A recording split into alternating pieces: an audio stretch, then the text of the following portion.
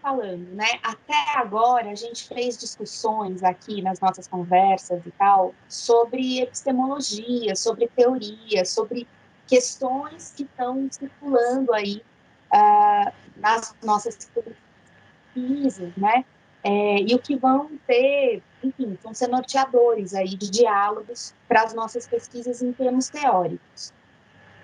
Tem um grande pensador inglês que vai falar, chama Kate Jenkins, ele é da área da história, da área onde eu vim, né? Ele vai falar que todo conhecimento ele é produzido a partir de três coisas, né?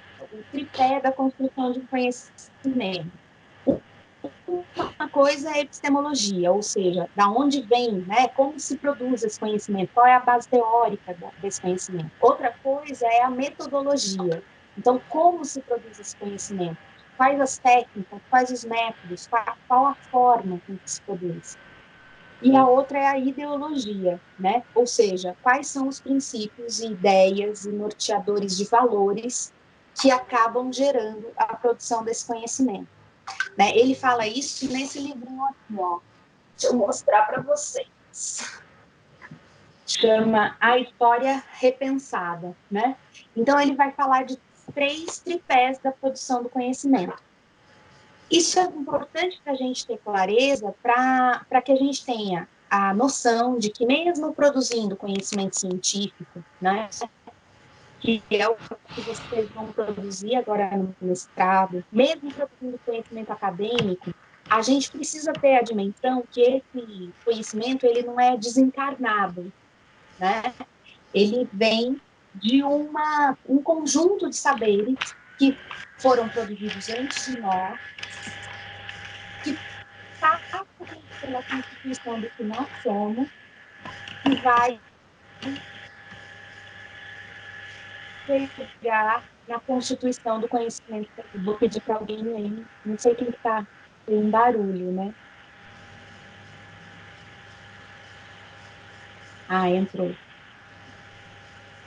Vamos tentar ver se desligam acho que está todo mundo ligadinho, mas não sei de onde vem o barulho. Enfim, então, para a gente pensar que esse conhecimento, então, é produzido em cima de bases, né? Epistemológicas, metodológicas e ideológicas. Claro que a nossa ideologia vai gerar um tipo de escolha epistemológica e metodológica.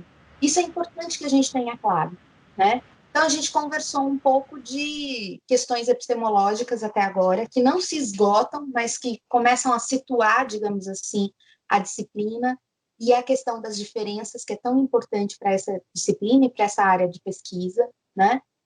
E daí agora, a partir de agora, a gente entra num nicho, né, de discussão, numa temática que é mais metodológica.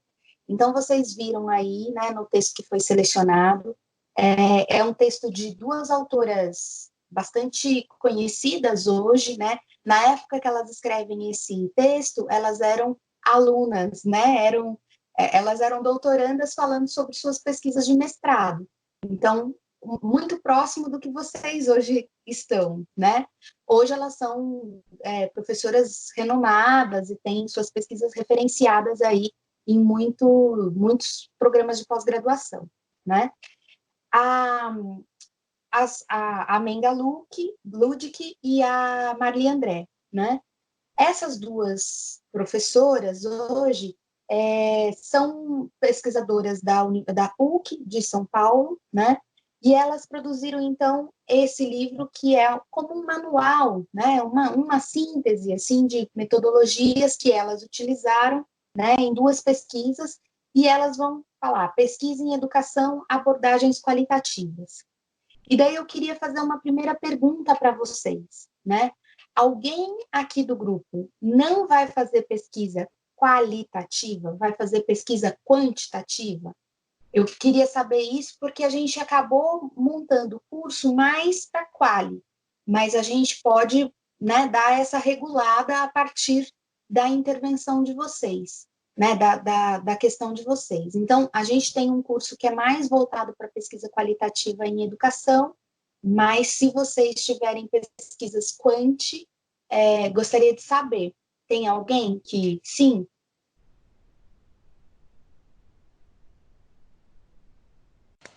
Professora, na minha pesquisa até tem sim quantitativa, porque a ideia é fazer um mapeamento de quais escolas públicas possuem uma sala de aula adaptada para o ensino da arte. Mas eu também vou falar sobre a pesquisa qualitativa, mas a princípio seria fazer esse levantamento quantitativo. Entendi. Então, você vai fazer uma quali-quant, que a gente fala, né? Essas É, duas. É. Então, ó, aqui no curso, você vai ter mais instrumentos para qualitativa, né? Para coleta de dados em entrevistas, em observações, e daí também uhum, queria ver com vocês, aí já vão pensando quais instrumentos vocês pensaram em usar, ou se já pensaram, né?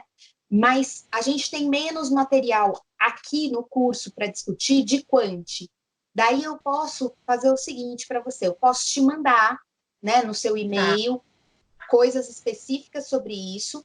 E daí, se você tiver alguma dúvida, se você tiver alguma questão, a gente pode marcar uma coisa que seja só nós duas. Porque já que as outras tá, não vão utilizar, daí a gente otimiza esse tempo nosso coletivo de outras maneiras. E pode ok, marcar um tempo mais individual, tá bom? ok, obrigada. Imagina. Daí, só vou pedir para você me mandar seu e-mail no grupo nosso, e daí eu já te mando as pesquisas, tá bom? Os textos. E daí eu queria ver com as demais, assim, um pouco vocês falaram brevemente, né, no primeiro encontro, principalmente alguns temas de pesquisas de vocês. Eu lembro um pouco da pesquisa de arte, de educação física, de psicologia, né? Depois a Isis entrou agora com as questões, né, do suicídio aí na universidade, enfim. Eu lembro de algumas coisas, mas não lembro de tudo especificamente, e a gente não conversou sobre instrumentos de pesquisa. Então, não sei como a gente pode se organizar assim, mas pensar então um pouco o que vocês estão propondo como instrumento de pesquisa, sendo que a gente hoje teve no texto tanto a observação quanto as entrevistas, mas não sei se tem outros também, daí queria ouvi-las um pouco. Posso, posso falar então? Pode. Oi, professora. A minha pesquisa é sobre o conceito científico espontâneo.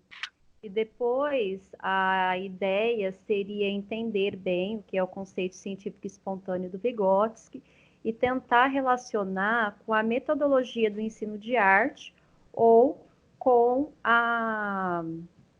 com o currículo de arte, né? Não fiquei, assim, não focou ainda muito bem, ainda não consegui discutir muito bem com a minha orientadora.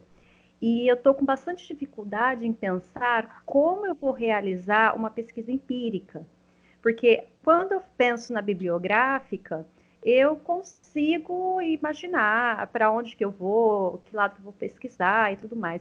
Mas quando eu penso na empírica, eu tenho bastante dificuldade. Eu não sei bem o que, como eu pesquisaria metodologia de ensino, por exemplo, relacionado a uma questão psicológica, porque o conceito científico espontâneo é uma manifestação mais talvez individual, é psicológico, entendeu? Então, eu não sei como eu faria uma pesquisa empírica, é isso que eu estou querendo dizer. Eu estou com certa dificuldade, sim. Eu vou primeiro ouvir todo mundo e daí eu vou tentar, mas pensando aqui, eu fico pensando que pode ser tanto você observar salas de aula e ver como isso vai sendo desenvolvido com as crianças, né? Não sei, também não sei se isso se vai exigir de você uma observação de longo prazo, porque isso não vai se manifestar, né? Então, mas acho que observar as crianças pode ser uma estratégia, ou pode ser uma questão que também é cara para essa linha de pesquisa, que são as práticas, né, dos professores. Então, como os professores têm esse conceito e como eles colocam isso nas suas ações, assim, isso é acionado, né, quando pensado o processo educativo, isso é uma preocupação dos professores, eles conhecem essa ideia, né, do Vygotsky, enfim, em artes isso acaba sendo importante, é uma prática importante ou não, como que é? Então, daí penso relacionado com os instrumentos de hoje, que pode ser tanto uma observação de sala de aula, né, quanto uma entrevista com professores, né? Dificilmente os alunos saberiam dizer sobre como esses processos estão acontecendo, né? A gente consegue ver neles, mas eles não vão conseguir falar sobre isso, né? Entendi. Bacana. Então, eu acho que é isso mesmo. Na verdade, a entrevista é bastante comum, não é? Nas pesquisas? Ou é bastante comum, né? Eu acho que seria mais interessante, de repente, fazer uma atividade. E como seriam essas pesquisas? Eu teria que fazer em grande âmbito, por exemplo, em mais de uma escola, várias escolas, ou nas escolas que eu trabalho só, por exemplo, eu trabalho em 2 escolas. Eu poderia, de repente, falar sobre o conceito científico espontâneo para esses professores e depois fazer as perguntas relacionadas à sala de aula e à prática deles? Tem várias estratégias, assim, daí você vai ter que decidir com o seu orientador, a sua orientadora, né? Mas tem várias estratégias, assim, tem estudos que vão fazer em muitas escolas, e daí vão ter até uma parcela de quantitativo mesmo, de sistematização. Tem algumas, com pesquisas de entrevista em profundidade, por exemplo, você dificilmente consegue uma gama muito ampla de entrevistados, porque não dá tempo no mestrado de fazer, né? A não ser que sejam pesquisas tipo survey mesmo, assim, preenchimento de questionário, né? Mas não gravação de entrevistas e tal. E também a gente pode pensar, e daí só o que você vai ter que pensar com a sua orientadora é quais os critérios de inserção ou não. Porque conforme a quantidade de pessoas, não é tanto a quantidade que vai falar se a sua pesquisa é boa ou não, né? Tem pesquisas com um grupo muito pequeno de pessoas e que é muito boa, porque ela consegue aprofundar, que ela tem um grupo tão específico, por exemplo, de pessoas.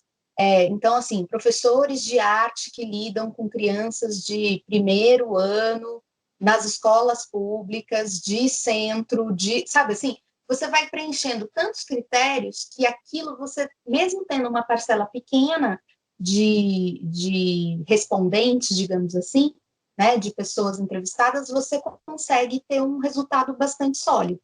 Agora, se você não faz nenhuma delimitação, se você vai para o mundo sem saber o que você quer, vai ficando mais difícil. E quanto mais aberto, mais gente você vai que entrevistar, né? Então, nesse sentido, vocês devem conversar com os orientadores de vocês para ter o foco da pesquisa de vocês. Porque quando vocês falam aqui comigo, vocês falam mais de um tema, né, amplo, mas muitas vezes não tem uma problematização. A problematização já dá um pouco desse foco, já dá um pouco do enquadramento que você vai dar, né, dos entrevistados que você vai ter, por exemplo. Porque quando você fala, né, conceito científico do Vygotsky em arte, metodologia de ensino, bom, eu fico pensando, professores, mas quais? De arte, tá, e sobre que trabalhos específicos, o conteúdo é importante? Existe um conteúdo que dê para facilitar? Existe uma série, né, um tempo de escolaridade que isso seja mais fácil de ser visto? Não. Enfim, a gente precisa delimitar isso, porque senão fica só uma coisa bastante ampla, quase que abstrata mesmo, né? Então, pensar essas chavinhas, né? Entendi. Muito obrigada, professora. Eu já tenho algumas coisas aqui, então, para conversar com a orientadora. Isso. E essa fase do projeto de vocês, é importante vocês terem isso em mente. É de muita conversa mesmo, né? E esse momento está sendo ruim até para a gente ter essas conversas, mas tentem marcar com seus orientadores, nem que seja por Skype ou WhatsApp, manda mensagem, ele devolve mensagem, porque precisa ter essa coisa, até para vocês conseguirem pensar e projetar a pesquisa de vocês. Tá bom, obrigada, professora. Obrigada. Imagina. Quem mais, pessoal? Professora Nayade. Oi, Nayade. Tudo bem? Então, apesar de ser da área de educação física, a minha pesquisa vai ser voltada para o PNE, para o Plano Nacional de Educação, que é analisar as metas do PNE aí, né, de 2014 a 2024, e fazer, ler as metas e analisar elas segundo a pedagogia histórico-crítica, vendo qual que é a concepção de professor, de professora e de educação que está lá. E você pensou o instrumento que você vai usar? Por enquanto que a gente conversou, o Rafael e eu, o professor Rafael e eu, vai ser uma pesquisa documental. Eu até, no material que a senhora deu, lá no final tinha, né? Eu achei confuso um pouco, mas eu li com atenção, mas eu vou precisar reler a questão da pesquisa documental. Porque ele, lá no material que a senhora mandou, ela dá exemplos de documentos que circulam na escola para ver em relação ao autoritarismo, né? Dentro das relações ali de hierarquia e subordinação. Aí eu tentei trazer um pouco mais para minha pesquisa, que é analisar o PNE, fazer a leitura do PNE, e depois comparar com o que a gente tem de perspectiva de educação e de professor na pedagogia histórico-crítica. E daí, ali no documento, eu não consegui fazer isso. Eu não consegui ver essa pesquisa naquele documento. Mas talvez seja falta de leitura mesmo, que eu não consegui associar nesse momento. Mas de instrumento seria isso, é o PNE e o que a gente tem de literatura da própria história do professor no Brasil, da própria história da educação pública no Brasil, principalmente educação pública, e o que a pedagogia histórico-crítica traz em relação à educação e ao professor em si. Sim. Então, Nayade, eu acho esse texto realmente ele dá algumas luzinhas, né? Ele como eu falei, é um manual, uma coisa bastante ampla, geral, né? E acaba não tratando as análises de fontes e de documentação, por exemplo, documentação oficial, como vai ser o seu caso no PNLE. Desculpa, PNE. Eu misturei PNLD com PNE. Mas eu acho que eu estou pensando aqui um livro que pode te ajudar, e daí todas essas indicações, vocês confiram com os orientadores de vocês, tá? Mas fica a dica, não é uma obrigação, só uma orientação geral. Eu gosto muito desse livro, é um manual também, chama Fontes Históricas, né? E como eu disse, eu venho da área da história, e ele vai ensinar, digamos assim, a analisar cada tipo de fonte. E daí aqui, por exemplo, se a gente abrir, ele tem fontes, o livro como fonte, né? Então os livros, bibliografia como fonte, arquitetura, objetos como fonte, periódicos como fonte, e tem também legislação, né? Então, assim, a legislação, no caso o PNE, né? O Plano Nacional de Educação, ele é um desses tipos de legislação, né? Que tem uma modelagem de forma, né? De análise, né? São 2 livros dessa coleção, e eu estou procurando outro aqui, não acho. É um de capa verdinha, tem o mesmo nome. Só porque eu quero achar, não acho. Mas, enfim, esse é o primeiro, é da mesma autora, que é a Carla Pinsky, da mesma editora, e tem um outro que é esse verdinho, né? Também tem um livro que eu organizei com uma colega, e a gente fez um popurrí, na verdade, de várias coisas, e a gente dá dicas. Esse eu tenho em PDF, eu posso mandar para vocês, né? Que ajuda, mas ele é bem pouquinho, é meio tipo esse daí, que tem pouca coisa, né? Esse outro tem mais coisas, né? Mas às vezes já ajuda alguma coisa, porque ele tem esse que eu organizei tem um roteirinho, digamos assim, né? Da onde, de que ano foi feito, em que ano foi feito, em que contexto, e etc. Porque daí a gente já vai mais ou menos situando, né? Mas, de qualquer forma, acho que você tem já um instrumento aí, né, que são esses documentos oficiais, digamos assim, né, do plano, mas também, né, dessa história da educação pública, que você vai, talvez, juntar a isso a própria fonte bibliográfica, né? Então, cruzando essas duas coisas. Tem uma forma, um outro artigo que eu posso mandar para vocês também, que fala como misturar diferentes fontes e como analisar essas diferentes fontes, né? Porque nem sempre a gente vai usar um só, né? Mesmo sendo fontes escritas, no caso da NAIAD, a gente tem tanto uma legislação quanto livros, por exemplo, né? Ou, no caso de outras pesquisas de vocês, legislação e entrevistas, ou, enfim, como que a gente faz essas duas coisas conversarem, porque não são produzidas pelas mesmas pessoas, e não são produzidos da mesma forma, né? Então, tem alguns métodos que vão falar da triangulação de métodos, né? Triangulação de dados de análise, enfim. São formas de analisar, né? Enfim, todas as fontes que vocês tiverem, todos os dados que vocês coletarem. Mas, então, né, eu acho que, sim, já tem esse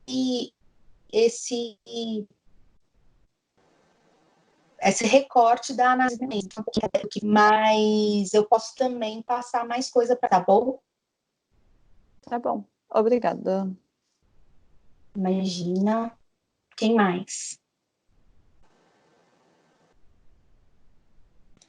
Professora Evelyn, eu analisando aqui o meu cronograma de execução, e assim, agora eu tô caindo em si, assim, do tanto de coisa que eu falei que eu ia fazer.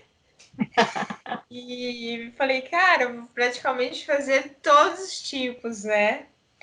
Porque o meu objeto é a infraestrutura a que se destina a aula de arte. Por exemplo, a aula de educação física, os alunos vão na quadra. A aula de laboratório, né, de ciências, eles vão para o laboratório. E a aula de arte, ela tem sempre que se adaptar. É assim, ou uma sala esquecida, que você vai lá e faz uma musicalização, um teatro, uma encenação, ou a sala de aula que você se adapta para fazer uma pintura, você não pode usar tinta nem nada, porque senão você acaba atrapalhando o professor da próxima aula, porque normalmente é uma aula semanal, né? Enfim, tem N questões. E aí, eu, olhando aqui no meu cronograma, primeiramente, eu ia fazer esse levantamento quantitativo dos espaços que possuem uma sala apropriada, assim, uma sala... O que seria uma sala apropriada? Com uma pia para lavagem de pincel, esse tipo de coisa, com uma mesa, nananã, adaptada não às mesas de sala de aula, que ficam uma enfileirada atrás do outro. Quais escolas que possuem esse espaço, as que adaptaram e as que não possuem, que o professor não faz nada a não ser falar sobre história da arte, ele não faz nenhuma atividade prática. Primeiramente seria isso. Depois disso, eu faria um questionário, daí teria um fechamento, né, de que benefícios que isso traz, não. E aí eu faria um questionário com os professores para ver o que seria fundamental para essa aula acontecer. Quais são as dificuldades que ele encontra nas que não tem esse espaço, etc. Né? Bom, enfim. Depois disso, eu falaria do impacto disso, né? Quais são os impactos para o aluno das escolas que possuem, das que adaptam e das que não possuem? Tudo isso eu faria em gráfico, né? Na minha ideia. E aí, eu faria a Evelyn, formulação como você estava pensando em medir esse impacto para o aluno? Pelo questionário? entrevista. Entrevista. Daí eu escolheria, por exemplo, a que tem, dentre as escolas da que tem, a que adapta e a que não tem. Eu faria isso só com essas três, entendeu? Essa segunda fase desse questionário, né? Porque também não teria como eu fazer com todas. E aí, depois desse feedback, eu faria então a formulação do espaço físico ideal, um projeto arquitetônico mesmo desse espaço físico. Olha só, louca, né? E como se fosse uma escola modelo, né? O que seria o essencial para esses professores lecionarem, né? De uma forma legal. E aí, na minha ilusão, a última fase seria a construção desse espaço, né? Mas aí eu teria que ir atrás de financiamento da escola que vai ter esse dinheiro, enfim, né, para a implantação dessa sala. E aí agora sim eu vejo que não sei se eu vou conseguir fazer tudo isso, né? Eu vou ter que conversar com a Célia, às vezes a Célia fala, não, Evelyn, vamos até aqui, ou não, faz até tal coisa, deixa o resto para você fazer mais para frente num doutorado, quem sabe, não sei. Ou larga a mão disso. É duro, né? Quando a gente começa a ver que o sonho é maior que a noite, né? Mas o bom de sonhar mais do que a noite é que dá para sonhar muitas noites. Então, não tem, a gente vai adaptando e vai tendo noite para sonhar, né? É assim que vai fazendo. Toda então, essa minha pesquisa, como você mesmo já apontou, é interessante eu falar que eu vou colocar no meu referencial teórico Vygotsky, daquela parte que ele fala da educação estética, né? Enfim, da vivência estética, a catarse da criança, dos valores cognitivos, moral e emocional que a arte leva, enfim, eu vou fundamentar nisso. Mas eu não sei se eu vou conseguir fazer tudo isso. Então, eu acho, na verdade, que talvez você possa... Por exemplo, daí você vai conversar com a Célia, né? Mas eu, por exemplo, gosto muito pouco da ideia de... né? Porque o modelo vai ter tantas coisas que, assim, do esperado, é sempre assim, né? Tem tantas coisas e, ao mesmo tempo, não tem tantas coisas que ele é sempre menos do que pode ser e mais do que a maior parte das pessoas pode ter, né? Então, assim, a que serve esse modelo, né? Assim, serve para quem desanimar e falar que... E atualmente, assim, eu vejo que tem escolas que tem uma aula fantástica com nada, entendeu? Então, isso é muito relativo, vai muito da metodologia, do método do professor, enfim. Né? Eu acho que eu posso até ter esse feedback dentro da pesquisa, né? Sim. E eu acho que você terá. Eu acho que talvez o lugar que você possa querer chegar, né, no final, com a sua pesquisa, seja um diagnóstico do que são as demandas dos professores de arte e de quais são os limites que eles apontam, né, a partir da vivência dentro dessas estruturas, com mais ou menos limites a que eles são submetidos, né? Então, assim, talvez ver o que eles, né, ouvir um pouco mais desse protagonista professor, e daí nisso, né, as entrevistas elas são uma estratégia, um instrumento muito interessante, porque ela dá a visibilidade às demandas que cada um desses sujeitos realmente sente na sua prática, né, cotidiana, que muitas vezes não aparecem no âmbito mais amplo da escola, mas que impactam a atuação deles, né? E daí você vai poder ter, por exemplo, o impacto para o aluno por meio da visão dos professores, né? Então, o que os professores entendem que tem impacto nos alunos.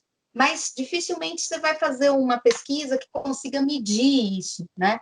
Porque toda vez que a gente fala impacto em educação, a gente tem que dar números, né? Assim, e dar uma precisão. E isso vai ser difícil numa pesquisa, como você viu, bastante ampla aí, né? Então, talvez o que eu fico pensando aqui é que esse levantamento quantitativo dos espaços que tem ou que não tem, né, que são adaptados ou não, é necessário de início. Daí você faz, a partir desse primeiro diagnóstico, você seleciona quem você vai entrevistar, quem você vai acompanhar ou quem você vai observar na prática cotidiana escolar. E daí você vai montando, né, essas escolas, né, vai selecionando essas escolas e justificando porque essas e não outras, porque pelo que eu entendi, você vai fazer um comparativo também, né, uma pesquisa um pouco comparativa entre as que têm o espaço adaptado, as que se viram e as que não têm nada, né? E eu acho que também entre cada uma dessas três categorias que você traçou aí, vão ter muitas diferenças, né? O que é adaptar? Pode ser que a escola entenda que adaptar seja colocar na salinha lá do fundo, né?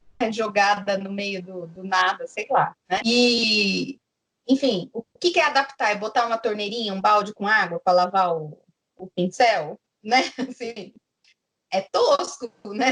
Mas, enfim, pode ter gente que acha que isso é uma adaptação, né? Então, assim, o que é isso? Então, você também vai poder, talvez, fazer o que a escola está entendendo que é adaptação e o que o professor entende que é adaptação, né? E como essa tensionando, né? Como a gente viu, traçando assimetrias aí para o estudo dos alunos, né? E para o impacto do aprendizado desses alunos. E, de fato, assim, acho que a construção do espaço é uma coisa, assim, para um segundo, terceiro, quarto momento, de fato, né? Embora isso seja frustrante muitas vezes, né? A gente não chegar na concretização disso. Mas eu entendo que vão ter vários espaços e talvez você fazer um guia de adaptações seja mais útil do que construir um espaço ideal, né? Porque provavelmente você vai alcançar mais gente. Oi? Legal, gostei da dica. Né? Porque, assim, sair do nada que é, né, a educação de alguns para ter alguma, né, possibilidade de construção criativa nesses espaços.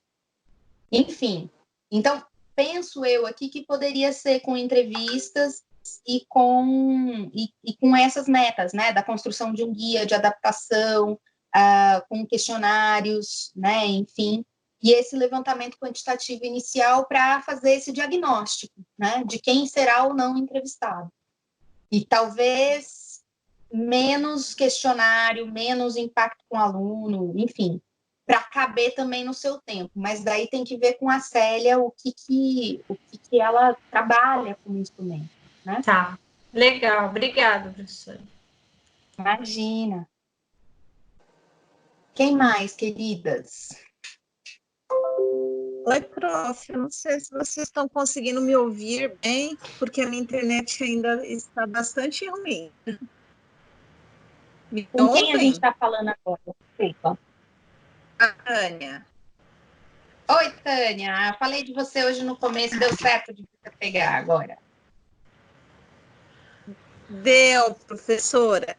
Assim, meu sinal ainda está ruim, eles estão fazendo um reparo aqui em casa, mas eu estou conseguindo acompanhar. Às vezes dá uma falhada no microfone, então, se por acaso estiver falhando aí a minha voz, vocês podem me avisar que eu vou repetindo, tá bom? Mas eu quero muito participar.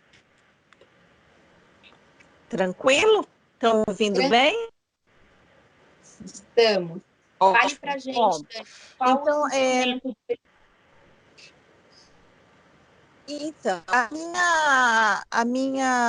meu objeto, né, eu já tinha falado naquela primeira aula nossa, no nosso primeiro encontro, o meu objeto é a BNCC, né? Então, por aí a gente já tira uma ideia de que eu quero fazer uma análise documental, tá? Agora, não sei, eu assim, ouvindo as colegas e te ouvindo, professora, vai trazendo para a gente, assim, um leque de possibilidades, né? Então, eu já estou pensando, assim, em, de repente, ampliar meu horizonte, não ficar só limitada à questão da análise documental, né? E, assim, eu faria análise do documento da BNCC. Também estou pensando numa estratégia, porque é um documento muito grande, muito extenso, então eu sei que eu não vou dar conta no tempo, né, do mestrado, então eu estou pensando em trazer até esse último texto aqui da pesquisa em educação, capítulo 3, me chama muita atenção essa questão do envolvimento, né, que tem o observador na pesquisa. Então, de repente, eu pensei em aliar a minha experiência, né, como professora do ensino médio e de repente, puxar essa questão do meio mais focado para o ensino médio, que é uma outra questão que me intriga bastante na BNCC, e também, né, na Lei 13.415, que é aquela alteração que a gente, né, viu acontecer com o ensino médio e essas investidas, né, que a gente está vendo que são bastante propositais aí no sentido de escolha profissional dos alunos cada vez mais cedo, né, o encaminhamento profissional, a inserção, né, dos técnicos profissionalizantes já dentro do ensino médio, a escolha do aluno da área que ele quer seguir carreira, né? Então, é uma coisa que chama muita atenção. Eu não saberia dizer se o tempo é certo, não saberia dizer se eu concordo ou se eu discordo. Então, de repente, puxando para a BNCC, eu acho que faz essa discussão aí dentro do contexto do ensino médio, que seria aí a etapa final da educação básica, eu acho que seria bastante interessante assim, para a minha pesquisa, né? E aí eu participando disso com uma professora atuante, também ministrando a disciplina da base, que é a Projeto de Vida, que é uma disciplina nova, né, no currículo aqui de Mato Grosso do Sul, né, para o ensino médio. Então, pensei, de repente, em buscar esse novo horizonte aí, sabe, do ensino médio e da minha experiência como professora. Eu só não sei ainda quais seriam os instrumentos que me possibilitariam entender essa nova concepção que a base traz para o ensino médio, e não sei se impacto seria a palavra certa, porque a gente estava falando, vocês estavam falando disso agora há pouco, né, da questão do impacto. Eu não sei como que dá para mensurar impacto, mas eu queria entender assim, qual que é a concepção e os riscos, né, que a gente abre, né, quais são os precedentes que a gente abre a partir dessa investida aí do mercado dentro da educação básica, né? Eu vejo assim, a BNCC um documento muito explícito, né, no sentido de quem são seus organizadores, quem são seus pensadores, né? Então, é uma coisa que me interessa bastante. É mais ou menos isso, professora. Não pensei ainda nos instrumentos, a não ser, por enquanto, análise documental, que era o que eu já tinha, né, já havia, assim, combinado com o meu orientador. Então, Tânia, acho que é fundamental pensar mesmo a análise documental, porque você vai partir de uma lei, né, de uma instituição, né, enfim, e daí a gente pode, nem sei se você precisa, de fato, mesclar com outros instrumentos, né, porque cada vez que a gente abre para um outro instrumento, a gente também abre para uma outra dificuldade, e a base em si já é bastante difícil, já é uma lei bastante ampla e tal. Acho que você já tem que delimitar mesmo, você já aponta aí a questão do ensino médio, Mas, mais do que isso, você apontou uma questão agora dessa coisa da investida do mercado, das relações. Essas não vão estar na base. Se você quer realmente ver essas relações, isso não vai estar na base. Talvez tenha coisas de reportagens de jornal, né? Ou mesmo trabalhos acadêmicos que vêm falando sobre isso, né? Então, eu fico aqui pensando, por exemplo, o Frigoto é um grande crítico, né? E tem coisas já aí abertas sobre isso, o próprio Saviani, né? Que vai fazer uma crítica bastante dura nessa área.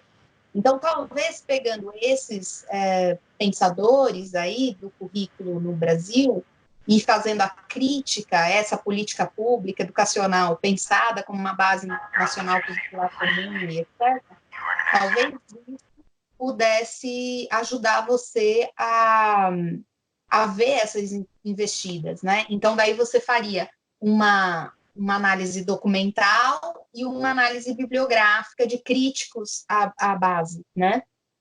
Mas, enfim, daí tem que ver com o seu orientador o que você, enfim, o que vocês acham que é o melhor caminho.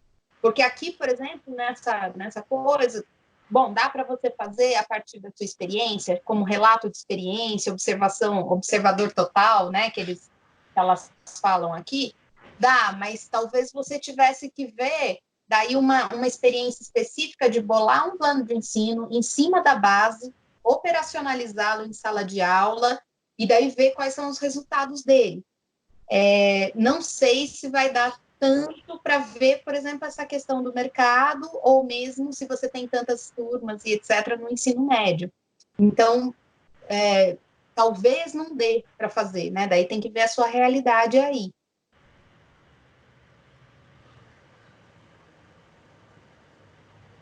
Professora. Entendi. Então, na verdade, seria dois tipos de análise. Seria a análise do documento, análise documental, no caso da BNCC, e a análise bibliográfica, né? Que eu buscaria, então, a base teórica para construir a... Seria mais ou menos isso, né? Isso, dois instrumentos você usaria, né? Um instrumento de análise documental e um instrumento de análise de livros e de bibliografia, né? Que na verdade, é já os seus referenciais teóricos, né? Nesse sentido. Certo?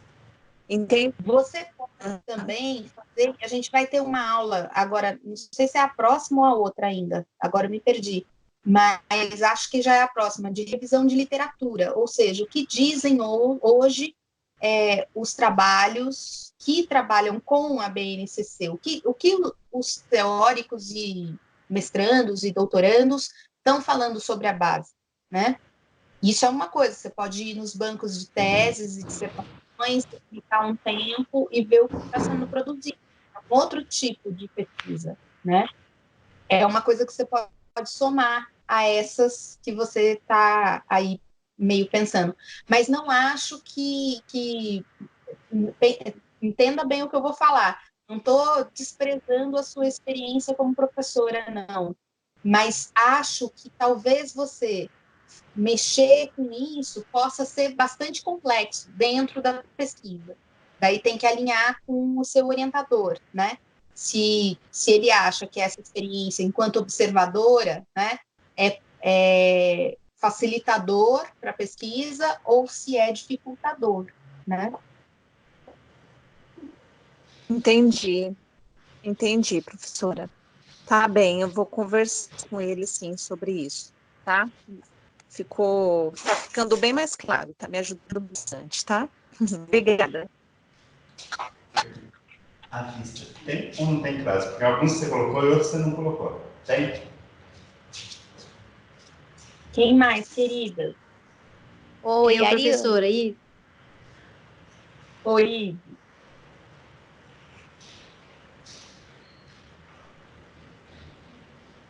Fale, querida. Eu, professora. É que eu acho que eu falei junto com alguém aí. Isis, isso. É que eu não tô me vendo, aí fica estranho. Fale falou aí. comigo. Mas pode falar, depois eu falo, não tem problema não, tá? Ah, eu peguei sua vez. Não, eu peguei a tua. Fica tranquila, pode falar. É porque como eu não estou me vendo, desculpa. Mas vamos lá. Então, professora, como eu estava te falando, eu trabalho no hospital universitário há pelo menos 5 anos diretamente na prevenção ao suicídio. E eu atendo muitos acadêmicos, né, que tantos que ficam internados, quanto outros atendimentos que alguns professores até encaminham para a gente aqui. Eu até comentei, porque assim, eu não sei, eu te chamo de senhora, eu te chamo de você, você tá parece que é mais nova que eu. Do jeito que você achar melhor. Ah, bom, obrigada. Então, aí é o seguinte, eu trabalho aqui, né, no hospital universitário e a gente faz esses atendimentos. E aí eu fiquei pensando, né, se os professores, eles têm esse tipo de conhecimento, como que eles poderiam contribuir para que esses alunos não chegassem a esse ponto? Até porque, assim, uma coisa muito boa, porque o suicídio, ele é um processo, a pessoa não amanhece querendo se matar, né, graças a Deus. Então, tem um processo, então, tem a ideia, depois da ideia vem o sentimento, depois vem a vontade, e depois que vem o que a gente chama do gatilho, e vem o ato, né? Então, é um processo que poderia ser interrompido em algum momento. E aí a minha pergunta é, como que eu poderia fazer para alcançar esses professores, para saber o que eles conhecem a respeito e até assim, as dificuldades deles, porque alguns que eu conheço, inclusive, são amigos meus, que já tem 33 anos que eu trabalho aqui, conheço bastante professores, inclusive alguns que encaminham pessoas para mim, outros que eu já atendi, né, que eu já ajudei nesse sentido. Então, eu gostaria de saber como alcançar esses professores de modo que eles possam abrir uma coisa tão particular, uma coisa tão pessoal, né? Porque eu fico pensando, né? De repente alguém vai falar assim, eu entendo, só para não falar, não está na listinha dos não entendo, né? Ou o nível de conhecimento deles, ou melhor, o grau de conhecimento deles, o que eles entendem de entender, né? Porque, de repente, para mim, entender sobre prevenção ao suicídio é uma coisa, para eles é outra. Então, se eles têm uma base, têm alguma noção, se eles têm como saberiam como fazer com um aluno numa situação dessa. Inclusive, eu já acompanhei alunos, professora, durante o ano, assim, 3 anos, né? Até o aluno se formar. Eu participei até do dia que ele estava defendendo a tese, para mim, o TCC foi lindo, chorei, feito criança, né? Parecia, assim, algo que fazia parte, assim, da minha história, foi muito lindo. Então, assim, acompanhando as pessoas para que elas não desistam. E aí eu fiquei pensando, como que o professor pode contribuir com isso? Né? Como que ele pode contribuir com o aluno para que ele não chegue a esse ponto? E eu meio que viajei, assim, né, que o professor Rafael, eu conversei pouco com ele, mas eu até comentei com você, né, que ele pediu para eu ler primeiro o material todo, para depois a gente conversar a respeito do projeto, e eu ainda não terminei, porque, na verdade, eu comecei a estudar na segunda, né, porque só na sexta-feira, no final da tarde, que eu fiquei sabendo das coisas, né, então não tive condições ainda. Então, assim, eu não conversei ainda com ele, mas esse material que ele falou para eu ler, eu estou meio que viajando, né? E aí eu fiquei pensando, né? A história dessas pessoas interessa, né? De repente são pessoas que têm aquelas diferenças que não são entendidas, que não são compreendidas, ou às vezes, vamos até dizer assim, não valorizadas, né? Porque, por exemplo, tem uma vez eu atendi uma pessoa que ela provocava vômito depois que ela comia, porque falaram que ela estava gorda. E isso aí a gente pensa que é uma bobagem, mas tem muito a ver com a mentalidade da pessoa, porque de repente para aquela pessoa que está dizendo não é nada, mas para quem está ouvindo é algo muito importante. Então, o que eu gostaria? Alcançar esses professores, saber o que eles entendem, o que eles pensam a respeito disso, e o que eles pensam da possibilidade deles serem agentes nessa prevenção. Eu não estou nem falando no manejo diante do ato, né? Não é nada disso, que é o manejo diante do ato é bombeiro, é psiquiatra, é outra coisa. Mas o que eles poderiam fazer para impedir que chegue a esse ponto, entendeu? E aí eu pensei na questão de entrevista, mas como fazer essa entrevista sem que ele se sinta invadido? E ele Sim. lendo o texto sobre observação, ainda fiquei pensando, eu vou ter que ter muito foco, né, para observar e ser imparcial, né, até na hora das questões abertas, né, ou na hora que eles forem responder algumas questões abertas, é isso. Isis, eu acho que assim, a primeira questão, né, é você ter uma clareza e uma divisão na sua cabeça mesmo, porque você fala o tempo todo dos professores, das dificuldades que eles enfrentam nesse entendimento da prevenção e etc. E daí, ao mesmo tempo, você fala assim, porque a história das pessoas é importante a gente compreender, né, que esses alunos e etc. vivem um processo e etc. Então, eu compreendo que existem dois sujeitos aí e que, por vezes, pode ser que você esteja misturando as duas coisas. E daí Sim. você vai ter que ser muito focado, né, conversar aí com o professor Rafael, quem exatamente serão os sujeitos da sua pesquisa. Se os professores, e daí o entendimento que eles podem ter para o processo de prevenção, e até mesmo, né, pensar esse processo, né, essa coisa que você falou, né, da ideia, do sentimento, vontade, tarará. Pensar isso junto com eles, e daí as entrevistas e tal, ou se os alunos, né, ou, enfim, pessoas que chegam a você, independente de serem alunos, não sei se são só alunos ou funcionários também, professores também, né, mas, enfim, as pessoas que estão em situação, né, vulneráveis a chegar ao ato do suicídio, né. Então, assim, primeiro, Tá dando interferência. Que tem essa experiência. Ou seja, por quê? Porque eu vejo que entrevistando uns, ou entrevistando outros, ou falando com uns ou outros, será diferente o seu projeto, né? Sim. E daí uma outra questão que eu gostaria de alertá-la é assim, eu acho que hoje, de maneira geral, a gente vive um período muito complicado de... Eu vou usar uma palavra que eu não gosto muito, mas acho que dá a ideia, que é a culpabilização dos professores, uma responsabilização dos professores para além do que eles são capacitados a fazer. Então, com isso, não estou dizendo que o professor não tenha a possibilidade mesmo de mediar processos na área do que você está apontando. Mas, ao mesmo tempo, não é da capacidade técnica de todos nós, né, como professores, lidar com essas questões. Então, de modo que a sua pesquisa, se for falar com professores, que me parece que é um pouco mais a sua tendência, essa mesmo. Você não colocar uma responsabilidade a mais nas costas do professor, né, entre aspas, assim, porque eu entendo que ele tem essa responsabilidade à medida que lida com gente, ok, né? E evidente que se eu vejo um aluno que precisa de atenção e que eu estou vendo que não está legal e etc., é possível tomar atitudes e mediar situações, né? Essa é um pouco a função, mediar essas situações. Isso.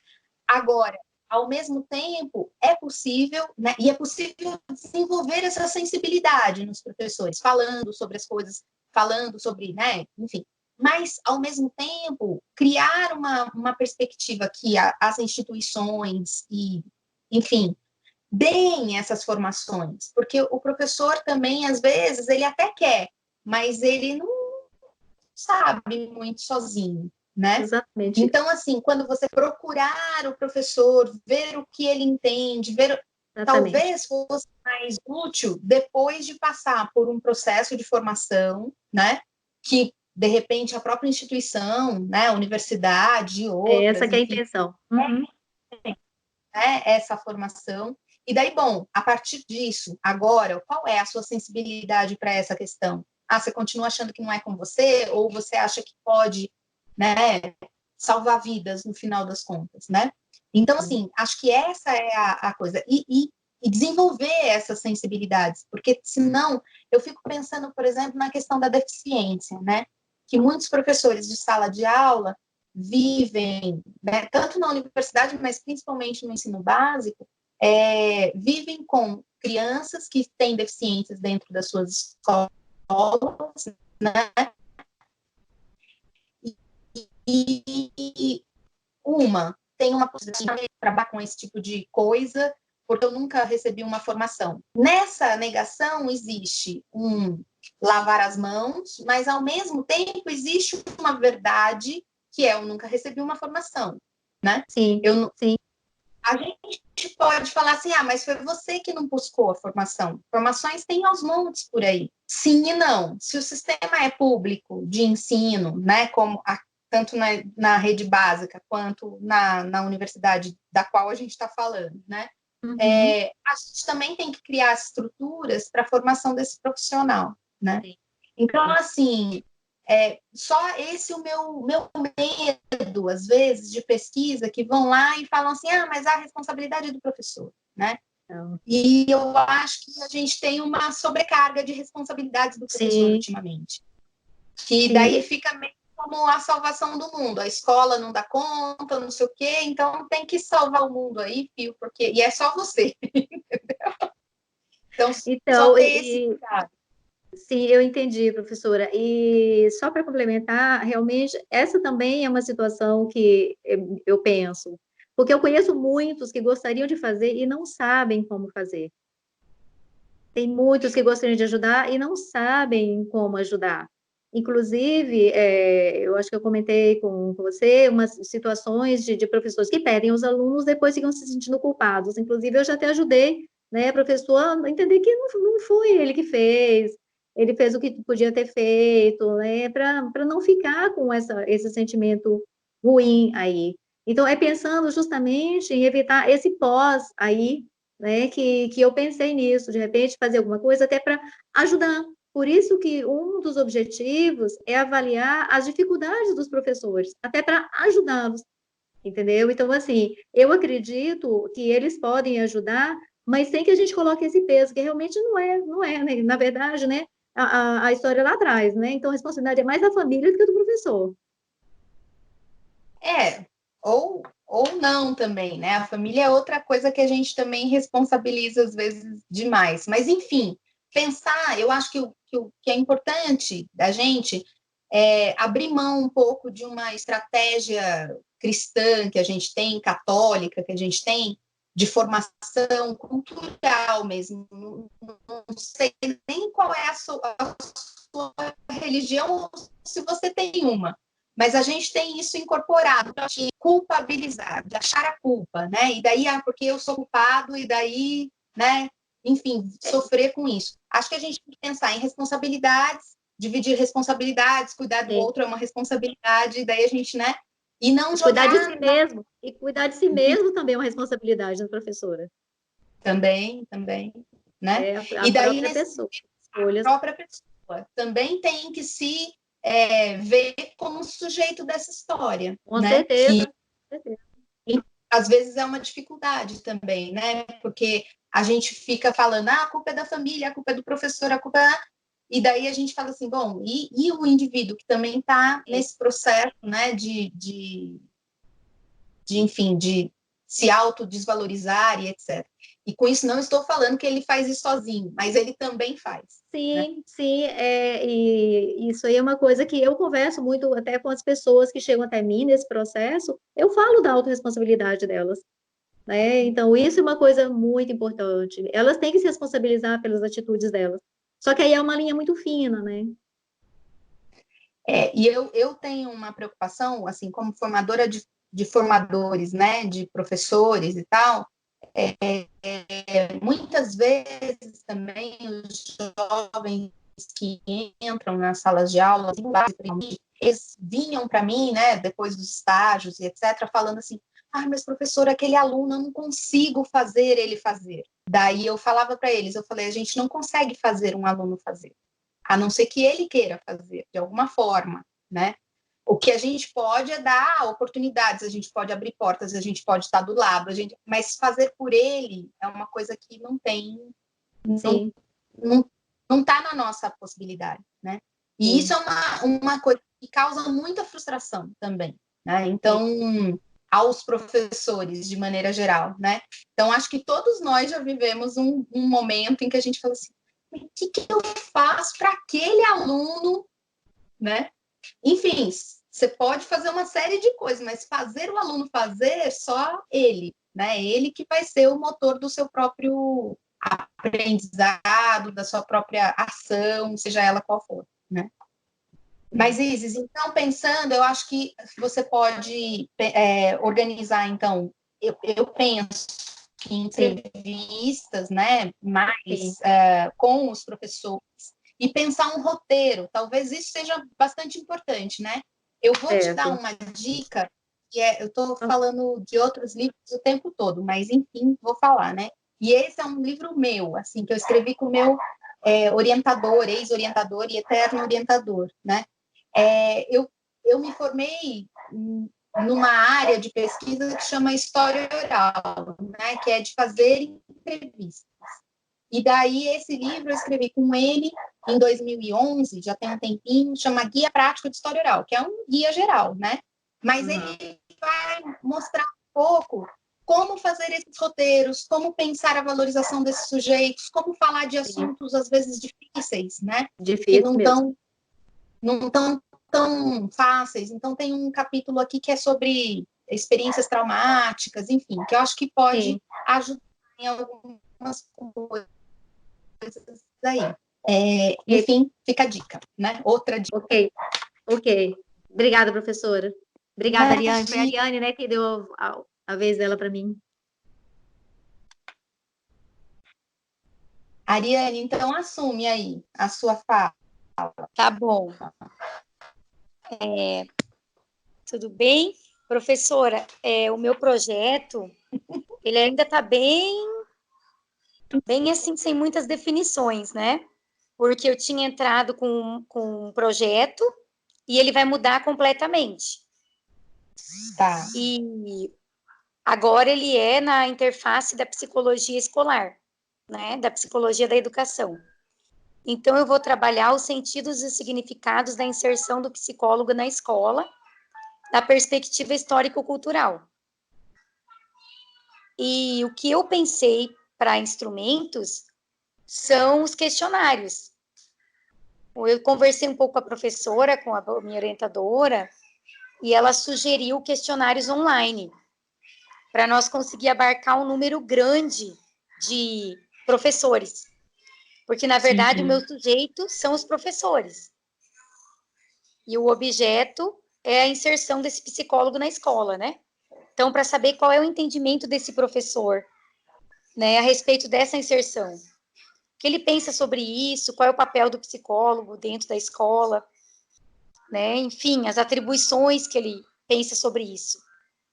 Aí eu acho que serão questionários online. Talvez alguma oficina, mas não tenho nada bem certo ainda. E, Ariane, você está pensando nesses questionários, deixar perguntas mais fechadas ou mais abertas? Eu quero tentar fazer da forma de que não fique muito induzido a resposta. Porque tem perguntas que, conforme a gente faz, ela induz uma resposta. Sim. Então, nós estamos trabalhando num projeto com a professora Marilda, um projeto da UEM, lá do Paraná, da universidade. E esse projeto tem um colega nosso que está fazendo a dissertação dele sobre o adoecimento psíquico nos docentes do ensino superior. E esse projeto, ele tem um questionário que nós estamos disparando eles nas universidades, na UEMS, na UFMS, no Polo de Corumbá também, na UFMS, Três Lagoas, aqui, e UEMS, nas áreas das humanas, né, a respeito do adoecimento psíquico do professor, que é uma área que a professora, a minha orientadora, né, da nossa linha, trabalha com essa área também, professora Sônia Urti. Então, eu estou pensando em fazer um questionário mais ou menos parecido, mas com outras outra temática, claro, né? Perguntar. Só que eu não sei quais perguntas eu vou fazer, porque eu não sentei, não consegui ainda sentar com a professora e ver e ter essa análise ainda. Certo. Né? Então, mas acho que você já tem delineado ali, né? Então, você já tem um pré-questionário, né? Você já tem uma ideia, assim, de um modelo, e daí vai adaptar as questões, certamente, né? E ver essa questão com os professores dos sentidos e significados. Então, acho que não está tão difícil, né, para você essa definição do instrumento, já está definido, né? E daí eu acho que vai ter só uma definição que você vai fazer com a professora, daí, da quantidade mínima, de saber quais, né? Como que vocês vão coletar, onde vocês vão coletar qual vai ser o universo, né? O povo que faz os questionários qual o N? Qual o grande, professores, uma quantidade grande. Justamente então, porque online acho que dá para abarcar mais professores, né? Dá para ser maior. Dá. E mas ainda não está definido. Uma das coisas bacanas de fazer questionário também, né? Eu vim falando dessas metodologias que são, digamos, menores, esses instrumentos que são de uso menor, né? Assim, da observação e das entrevistas, mas no caso dos questionários, essa é uma possibilidade, porque você consegue fazer com muita gente. Embora a devolutiva dos questionários seja sempre difícil, né? Sim. Porque as pessoas devolverem, a gente fica sofrendo. Mas a gente insiste, a gente entra em contato, não sei o quê, as pessoas respondem, né? Mas, enfim, tem que ver para quem e como mandar. Mas muito legal. E hoje em dia tem essas softwares, né? Essas softwares não, essas estratégias de Google de Google. Ferramenta de Google a gente vai utilizando. Então fica mais fácil de fazer, né? De qualquer jeito. Muito legal, Ariane. Bacana saber aí que você já está na. Talvez daí nesse texto da aula de hoje tenham coisas para vocês um pouco lá no final das análises, porque independente do critério de coleta de dados que a gente vai fazer, né, do instrumento, a gente vai precisar analisar. E tem algumas instruções ali que são legais, né? De, por exemplo, vocês mesmo durante o período que estão coletando e tal, ter um momento de sistematização, um caderno de campo onde vocês anotem essas impressões, né? Ela fala nas observações tanto de descrições quanto de reflexões, né? Independente de ser uma observação ou não, quando você vai recebendo os questionários, ou quando você vai fazendo as entrevistas, enfim, ou mesmo quando você vai lendo os documentos, vai surgindo coisa, né? Vai surgindo ideias. Então, quem está devolvendo esses questionários são as pessoas que têm mais acesso à internet. Essas pessoas estão respondendo o quê? É igual esse conteúdo a quem não tem acesso à internet? Ou, sabe assim? Coisas que vão podendo ser comparadas entre uma situação e outra, né? Ou, por exemplo, na escola que adapta para a educação artística ou não, né? Para artes ou não. Quem está falando aqui tem um discurso mais coerente com as pessoas que estão na mesma situação ou tem discursos que são dissonantes? E daí, anotando essas questões, né, das descrições e das reflexões, é bem importante. Então, tem uma outra coisa que está aqui por trás, né? Não está evidente no texto, mas é um caderno de campo. E isso eu altamente recomendo para todas vocês, né? Independente de qual instrumento vocês optem por ter, compre um caderninho bonitinho. Eu costumo fazer assim, eu começo uma pesquisa, daí eu vou na papelaria, que eu adoro papelaria, daí eu compro um caderno que eu acho bonitinho, boto o nome da pesquisa e fica sendo meu caderno de campo para aquela pesquisa. Tem um monte de caderno aqui, né? Porque daí, quando eu vou tematizar e etc., eu já tenho tudo ali, né? Às vezes eu organizo por cor, às vezes, enfim. mas é um facilitador para a gente. Então, façam isso também, né? Isso facilita bastante. Obrigada. Tá bom? Obrigada. Quem mais, queridas? Eu. Eu quem? Aqui. Tá me vendo, Pro? Eu não tô. Deixa eu ver se eu vejo também na outra telinha aqui. Às vezes na tela. Acho que sim, faz. Então, a minha pesquisa é no campo psicológico também.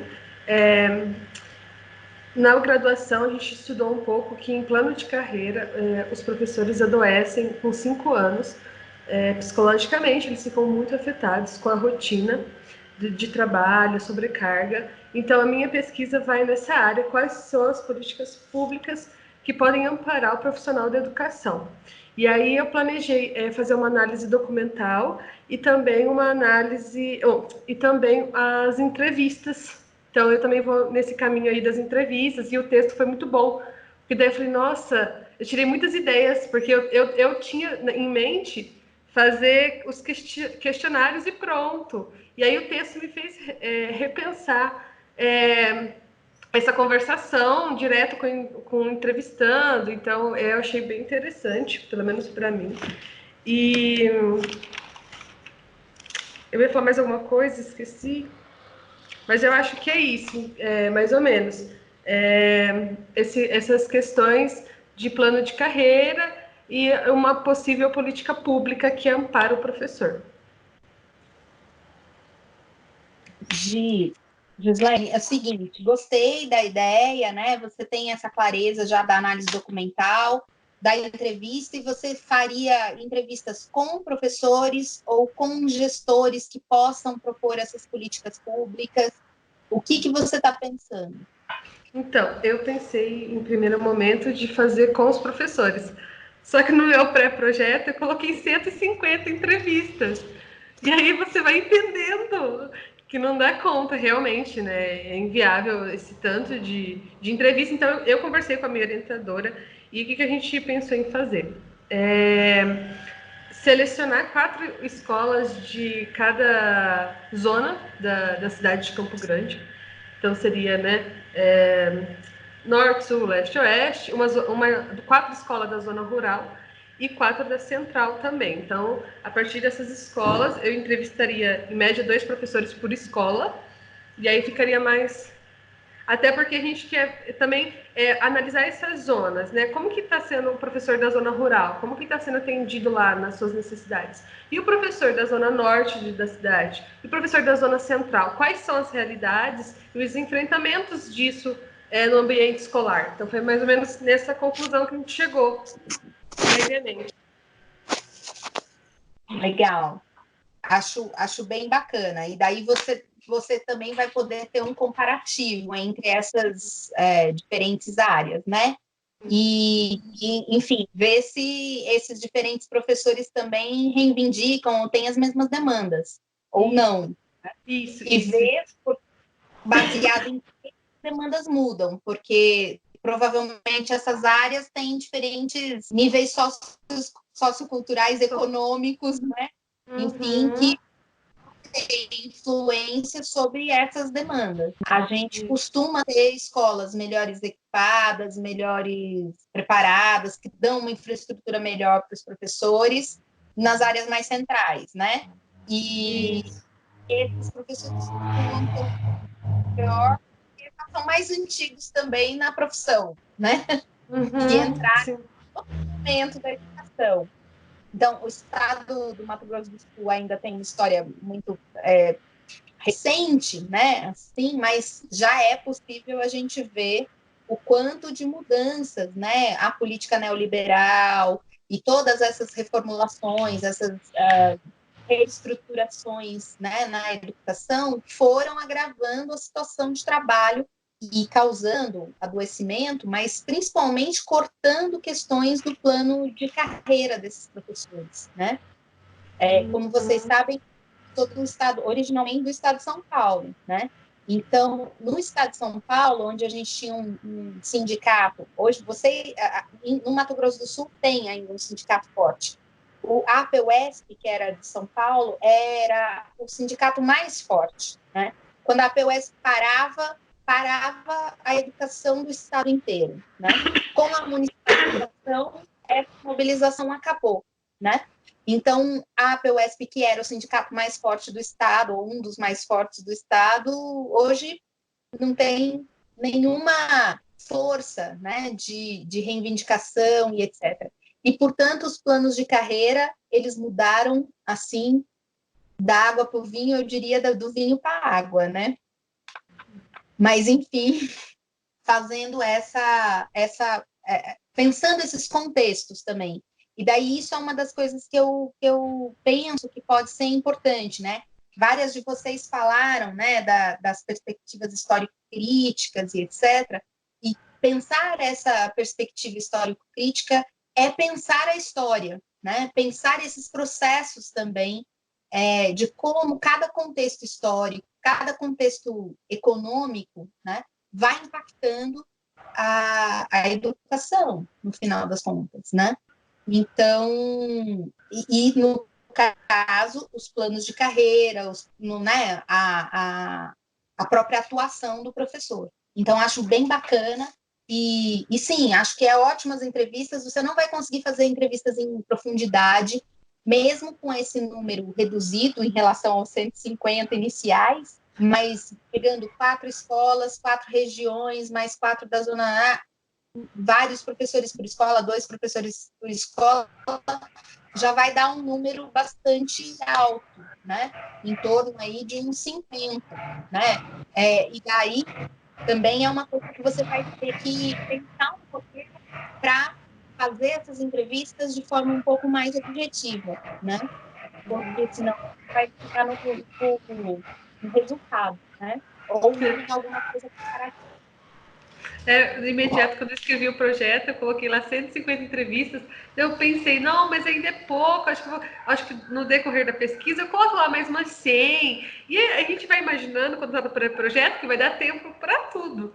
Quando eu comecei a montar o cronograma, eu falei, gente, é impossível. Mas aí eu ainda tentei manter os 150.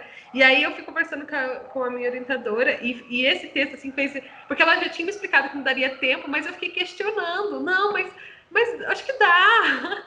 E aí, lendo o texto, eu consegui ter uma... Esse texto foi um texto que eu gostei muito, assim, eu particularmente gostei muito, porque eu tinha muitas dúvidas sobre a formação da pesquisa, as ideias de como eu poderia desenvolver a minha coleta de dados. Então, só comentando mesmo que eu li e fiz muitas anotações, tem muitas anotações aqui, porque eu gostei muito mesmo, me esclareceu bastante coisa. E fez eu repensar mesmo esse número das entrevistas e aí ajudou bastante. Então, só para um adendo mesmo, que eu gostei muito do texto.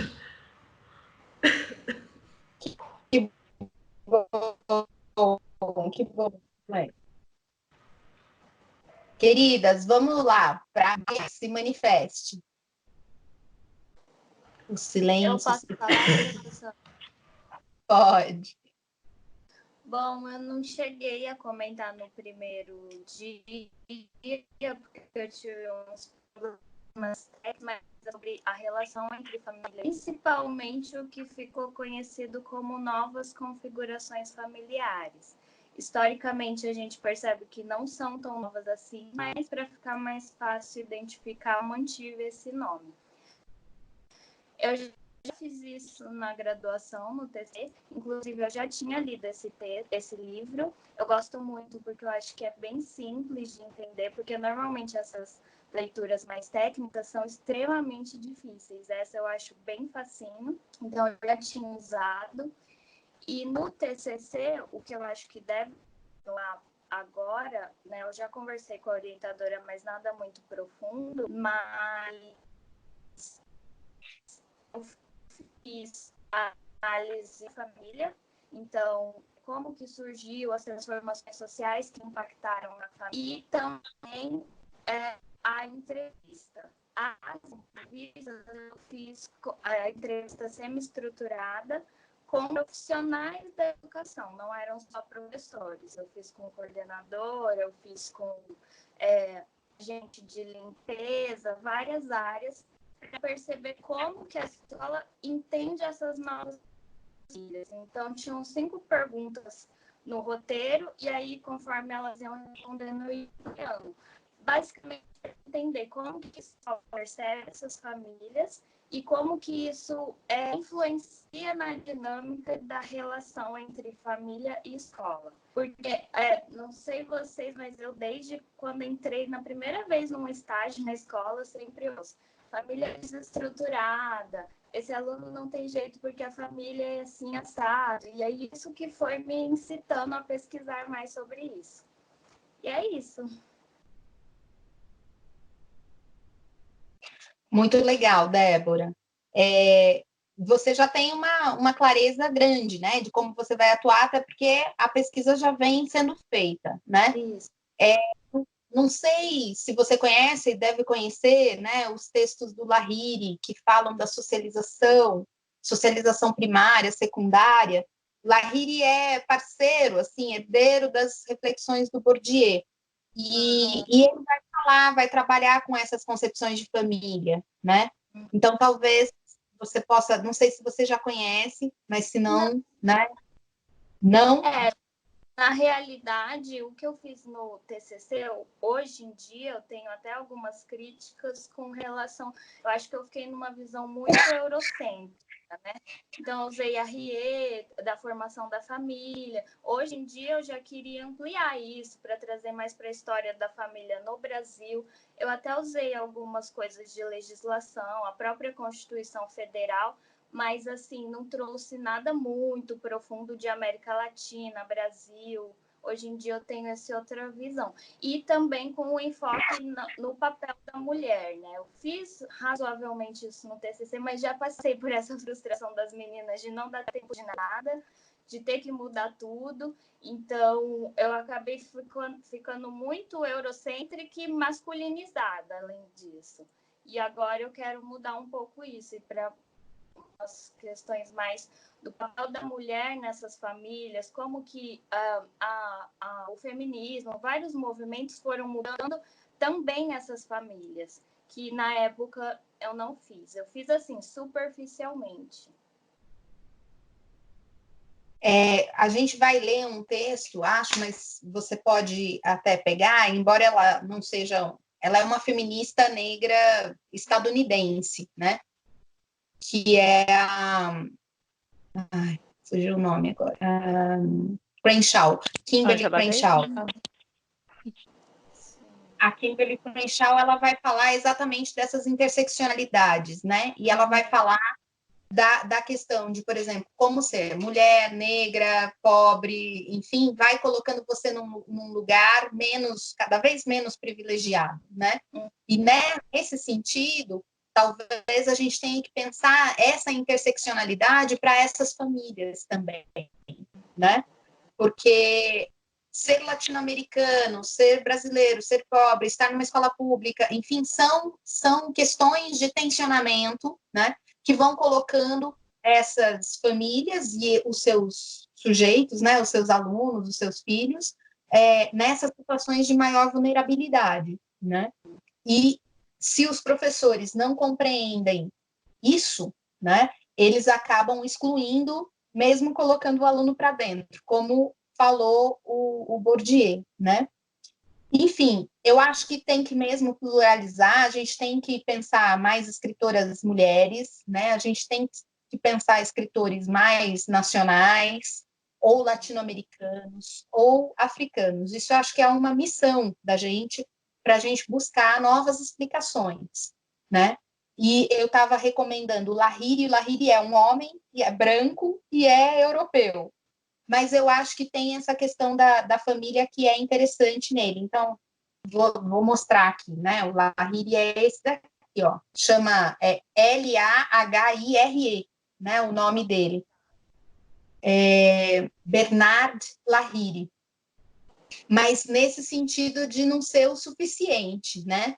Daí tem a história da criança no Brasil, que eu acho que é interessante, as histórias da família, tem os estudos da professora Eni Samara Mesquita, tem os estudos da professora Mary Del Priori, né? Que eu acho que contextualizam um pouco essa história da formação das pessoas. E tem os estudos, pensando etnicidades também, que eu acho que é bem interessante, da professora Lilian Schwartz, né? Enfim, daí a gente já pluraliza um pouco, botando a mulherada e botando um pouco dos latino-americanos e brasileiros, né? Nessa composição. Mas acho que é mesmo um desafio, né? E pensar esse papel da mulher e da mulher negra, eu acho que é muito importante. Uma de vocês, acho que foi a Nayade, que falou, me ajudou aqui, né, com a Angela Davis, né? Não era a quem eu estava querendo lembrar naquela hora, mas ela é dessa ideia, né, de que se a gente estudar as mulheres negras, a gente consegue realmente pensar em estruturas outras, né, sociais, que sejam um pouco mais justas, né? Fale aí. Desculpa, eu estou lendo um livro dela chamado Mulheres, Raça e Classe, porque eu gosto muito do tema de gênero, apesar de não estar estudando ele agora, eu estudei na graduação e na pós-graduação. E daí, nesse livro, ela conta bastante sobre... Ela é estadunidense também, né? Conta a história lá dos Estados Unidos. Ali antes da Guerra Civil, ela começa a fazer um recorte histórico a partir de 1920, 1930, falando do norte e do sul, dos movimentos feministas, e ela divide bem os movimentos feministas da classe trabalhadora, os movimentos feministas das mulheres da classe média, que já era completamente diferente, e o movimento abolicionista, que depois entrou o movimento das mulheres negras. E daí ela fala bastante disso, de como o movimento feminista e o movimento das mulheres negras influenciaram, inclusive, na abolição da escravatura nos Estados Unidos. Mas aí, na hora que você falou, eu achei que ia ser até ela. Mas essa outra autora eu não conheço, Sara. Depois coloca o nome, por favor, no grupo, porque eu gosto muito de ler essas mulheres, realmente. Elas são incríveis. Eu posso mandar até um texto que eu tenho da Kimberly, que é um texto introdutório, digamos assim, é um manifesto que ela faz num congresso de mulheres negras, e ela faz uma ata, né, digamos assim. Então, é um texto inicial. E tem muita coisa, ela tem TED Talks, se vocês quiserem procurar, enfim, que são bem interessantes de ver, né? Depois a gente fala um pouco mais. E esse conceito que ela usa da interseccionalidade, eu acho que é muito válido, no sentido da gente pensar essas zonas, né, que vão se interseccionando e fazendo com que os alunos, né, mas enfim, os sujeitos sejam mais excluídos do que a gente possa imaginar, né? Então, assim, o que é pior, né? A gente sempre fala essas coisas que são um pouco ridículas sob o ponto de vista da vida social, mas o que é pior? Ser negro ou ser branco? Ser mulher ou ser homem? Só que, assim, existe um monte de cinza entre esse preto e esse branco, né? Assim, então, existe o negro,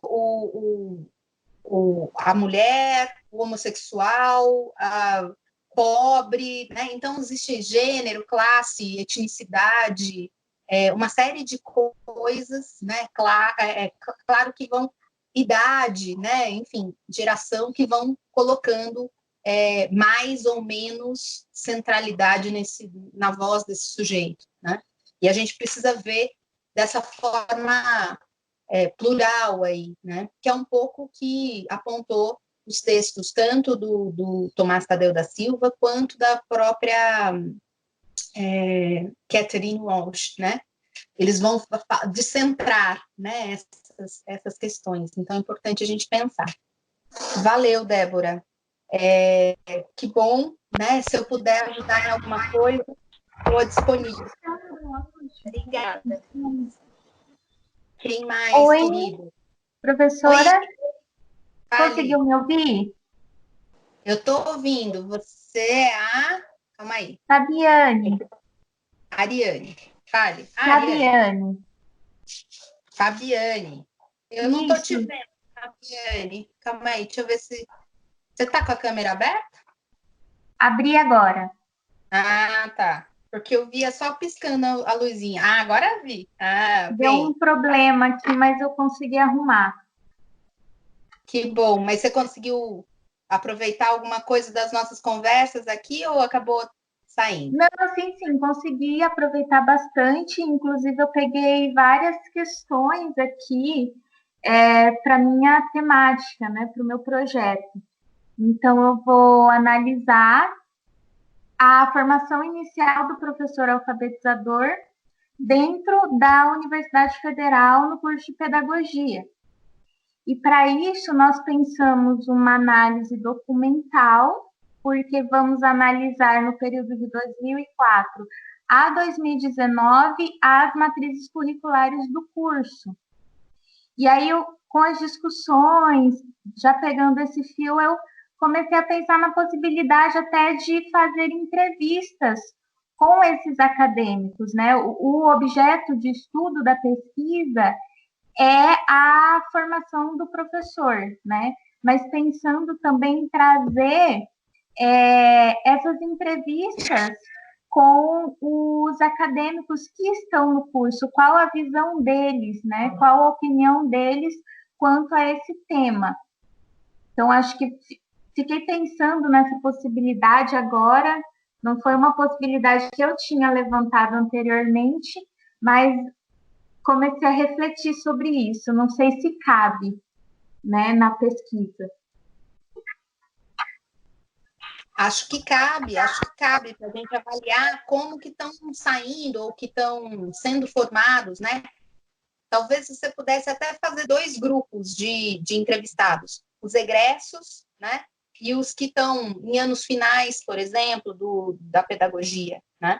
E daí ver, por exemplo, os egressos, tem lá aquelas questões de professores iniciantes, né? Que o Carlos Marcelo mostra nos textos dele, o Tardif também, de 3 até 3 anos, né, de início da profissão. Então, você pegar, por exemplo, esse que está iniciando ainda, né, a sua inserção na sala, ou seja, o que ele consegue aproveitar, ou o que foi efetivo, né, da formação dele, para que ele... Isso é uma coisa importante, inclusive, para o próprio curso de pedagogia. Você pode devolver esses dados, né, porque hoje, uma das avaliações que MEC, né, CAPES e etc. fazem dos cursos é pensando nesses egressos. Como saem esses alunos, né? Quais dificuldades têm, por que têm, como que é isso, né? Como que é a vida deles. Mas daí você podia fazer dois grupos até para ter essa comparação, né? Ou seja, o aluno que está entrando na vivência da docência, né? E o aluno que está saindo da situação de aluno e pensando, né, assim, já tem um contato normalmente, porque já é estagiário, já está fazendo, né, a supervisão, os estágios supervisionados e tal. Mas talvez seja bem bacana, né, você fazer essa dupla pesquisa aí, né, com os alunos. E daí pode formular, podem ser, daí você tem que decidir com seu orientador, sua orientadora, não sei, né, qual o volume disso, né, quantas pessoas você vai entrevistar. Então, se serão entrevistas mais profundas e daí menos entrevistas, ou se serão mais entrevistas e daí elas seriam mais rasas no sentido de ter um foco mais específico, né, que daí teria que pensar as questões em relação à alfabetização, né? Enfim, as aulas, né? E eu acho que você poderia estudar também o currículo, né? Da universidade, ou seja, pensar qual é a matriz curricular da universidade, né? E daí pegar um documento mesmo, né? Fazer uma análise documental. Qual que é essa matriz curricular e quantas disciplinas tem voltadas para a formação do alfabetizador, por exemplo, né? Qual é a importância que é dada dentro da matriz curricular para essa formação, né? Porque daí você tem o projeto, como ele está se concretizando em 2 momentos, né? Fica uma ideia só. Mas eu acho que entrevistas podem ser bem úteis, sim. Fabiane, não estou te ouvindo. Tá me ouvindo agora? Agora, Então, dentro da nossa pesquisa, a ideia é analisar nessas matrizes curriculares, né, que vão de 2004 a 2019, a transformação que houve das disciplinas, das bibliografias, carga horária, ementa, tudo que corresponde a essa organização mesmo da alfabetização. Pensando na alfabetização, nessa disposição de tudo que envolve o tema do projeto. Então, talvez uma outra coisa também, tem que ver o que interessa mais. Mas se vocês vão fazer a análise das matrizes, de 9 a 2019, é isso? Ouvi bem? A 2019. Daqui 15 anos.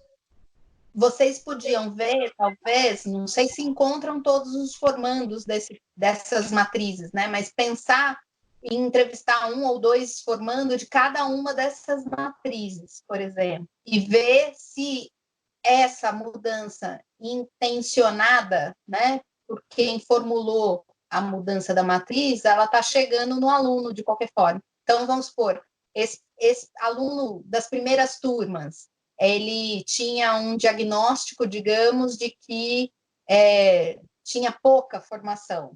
Isso foi sendo solucionado ao longo do tempo, né? Ou ele reclamava que tinha pouca prática. Isso foi solucionado durante o tempo? Enfim, não sei, né? Pode ser uma ideia, né? E daí, porque você provavelmente não vai conseguir fazer tantas entrevistas, já que você vai pegar um volume documental grande, né? Então, precisa acertar quem é que você vai entrevistar, né? Obrigada, professora. Contribuiu muito às discussões de hoje. Obrigada. Que bom, que bom. É para isso que a gente está aqui, né? Quem mais, gente?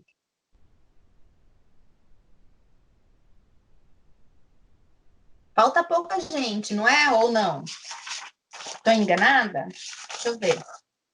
1, 2, 3, 4, 5, 6, 7, 8, 9.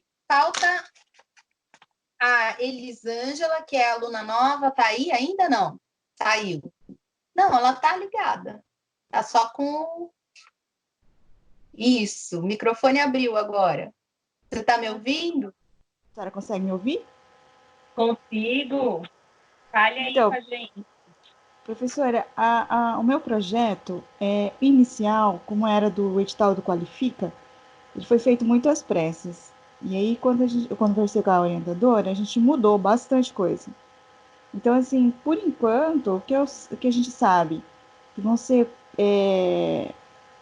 educação infantil, seriam as palavras-chave. Educação infantil, BNCC, inclusão e inclusão. Porque, assim, era um pouquinho diferente quando a gente submeteu o projeto. E aí nós entramos em contato e ela sugeriu muitas adequações.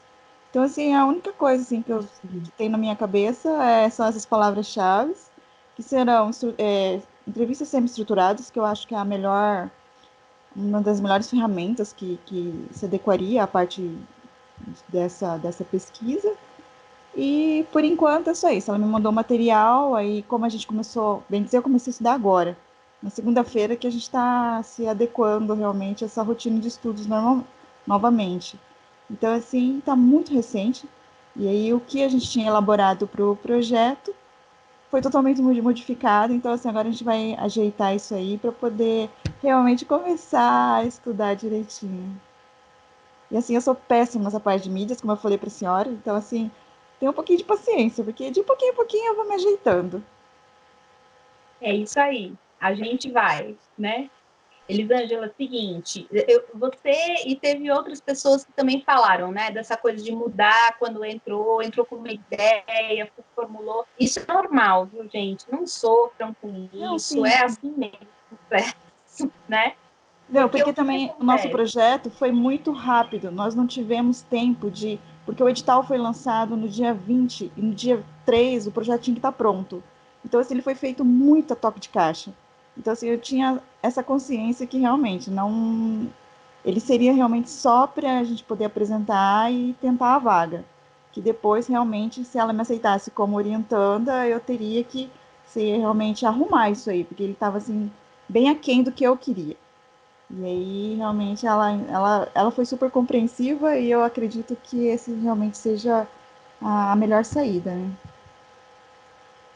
Então, mas acho que daí você já tem, né, uma coisa de uma análise documental que você também vai fazer, então o texto de hoje também pode ajudar nessa reformulação desse projeto, né, e as entrevistas semi-estruturadas que você apontou e também tem hoje no texto umas dicas, né, de como fazer e de como estruturar.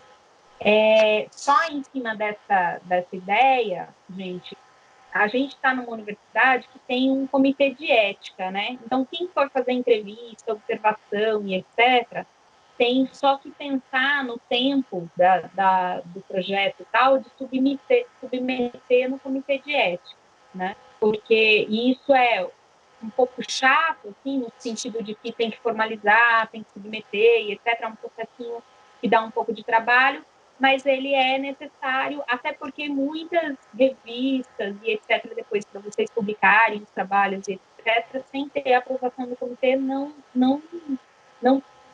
permitem a publicação, né?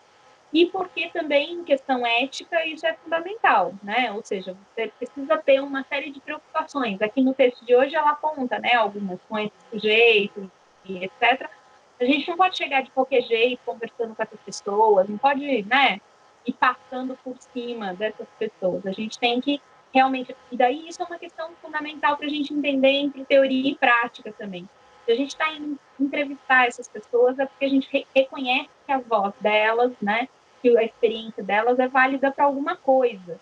E a gente está valorizando isso.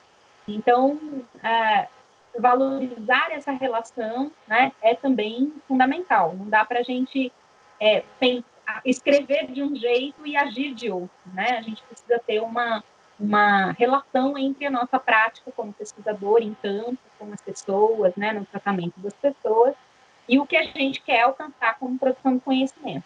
Não fica uma coisa muito, enfim, descompassada, né? E a gente vê, historicamente, muitos exemplos. Então, isso pode parecer bobeira falar, né? Mas a gente vê que muitas pesquisas, né? Elas falaram de um jeito do seu sujeito, mas elas trataram esse sujeito de outra forma, né? Trataram coisificando as pessoas, tratando como, enfim, informantes apenas no nível mais rastaquera possível, né? Então, eu gostaria que a gente também não tivesse essa postura, né? Então, se a gente está indo falar com essas pessoas, ouvindo o que elas têm a falar, é para respeitá-las dentro dos tempos, né? E, por exemplo, respeitá-las também de não querer falar, né? É sempre uma coisa que dói, né? Porque, às vezes, é a pessoa que tem uma experiência, que saberia responder tudo o que você quer, mas ela não quer, né? E, enfim, é isso, ela não quer, ponto, né? Então, essas questões, não, mas daí eu vou gravar escondido, né? Deus me livre. Não, não vão, né? Não nossos alunos. Então, assim, tem que ter um posicionamento ético. Então, o comitê, é lógico, tem uma instância institucional e etc., mas tem uma importância moral e ética para manter a pesquisa de forma que não agrida, né, as pessoas que estão envolvidas com ela. E a gente sabe que muitos pesquisadores, historicamente, na pesquisa da educação, foram lá, olharam a realidade das escolas, desceram a lenha nas escolas, nunca mais voltaram e só falaram mal das coisas que acontecem lá, né? Então, isso também é uma coisa que eu não gostaria de ver nas pesquisas de vocês, porque, assim, somos professores, né? Mas parece que quando a gente sai da sala de aula, da frente, a gente se coloca numa posição de juiz, né? E passa a julgar todo mundo sem nenhuma... sem nenhum coração, né? Então, a gente tem que ver, claro, apontar os limites, de forma crítica e dura, às vezes, né? Mas não de forma inconsequente e antiética, né? Isso é outra coisa, né? Muito bem. Pessoal, tem a Marta. A Marta não entrou, né? Ela não conseguiu entrar hoje. Ou tá aqui e eu não vi? Acho que não, né? Então, acho que todo mundo conseguiu falar das suas questões e dos seus instrumentos. E eu queria só retomar algumas coisas para pontuar, porque a gente já foi meio que falando algumas coisas do texto e das relações aí que eu queria fazer com vocês. Mas, como a gente não sistematizou, eu não sistematizei uma apresentação, eu queria esse diálogo com vocês, queria fazer esse fechamento retomando algumas coisas que foram colocadas pelo texto. E daí eu estou procurando minhas anotações aqui, mas eu vou achar, calma aí, achei. Qual das telas aqui era, né? Então, a primeira coisa que ela vai colocar, né, elas vão colocar no texto, vão falar da pesquisa no Brasil, vão falar que a pesquisa qualitativa está crescendo, né, enquanto forma de pesquisa, e a gente viu aqui no grupo, né, que ela é majoritária. Uma de nós vai fazer quali-quanti, mas a maior parte de nós vai fazer só quali, né? Só, quando eu digo, não é menosprezando, é só apontando um recorte, né? Eu, a vida inteira, também só fiz quali, né? Não, fiz uma quanti, mas até esqueço. Mas, enfim, é essa ideia de a gente ouvir diretamente os sujeitos e valorizar essas experiências, um pouco o que eu falei aqui já, né? Ela vai apontar o instrumento da observação. E eu acho que, independente de vocês fazerem observação, vale a pena ler esse trecho e entender um pouco do que está falando, porque quando ela fala das descrições e das observações descritivas, né, que a gente vai descrever os lugares, quanto às reflexões sobre o que aquilo significa, é muito interessante para qualquer pesquisa que a gente tenha em mente. Seja uma entrevista que a gente esteja fazendo, seja um questionário que a gente manda, seja uma lei que a gente está analisando, pensem que existe uma descrição do momento em que foi feita essa lei, do momento em que foi encaminhado esse questionário. Então, fico pensando agora, vocês vão disparar questionários, por exemplo, no meio da pandemia. As pessoas vão ter mais tempo, menos tempo para responder esses questionários. Como que está a vida das pessoas agora, né? Alguns vão ter mais tempo, outros não. Enfim, é importante a gente pensar sobre esse momento. E o que eu fico pensando sempre é que é importante a gente escrever nas nossas dissertações e teses, né, essas reflexões sobre a descrição, porque a pesquisa, ela varia, os dados que a gente coleta, de acordo com esses contextos em que a gente está inserido, né? Então, por exemplo, sei lá, não sei quanto tempo a gente vai continuar com essas, né, com esse isolamento e etc. Bom, quem estava com coleta de dado no cronograma para agora, está tendo que adiar. Isso tem que ser pensado, né? Porque existem estruturas contextuais e tal que têm que ser descritas para que a gente entenda por que a pesquisa foi feita daquela forma, né?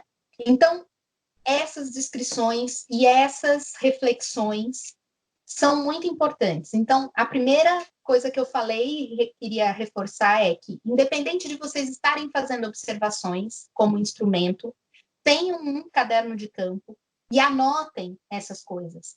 Porque depois, no fim, a gente esquece, né? Eu lembro que quando eu estava escrevendo o meu mestrado, eu me achava muito sabida, e eu fui lendo um monte de livro e não fui fichando nenhum.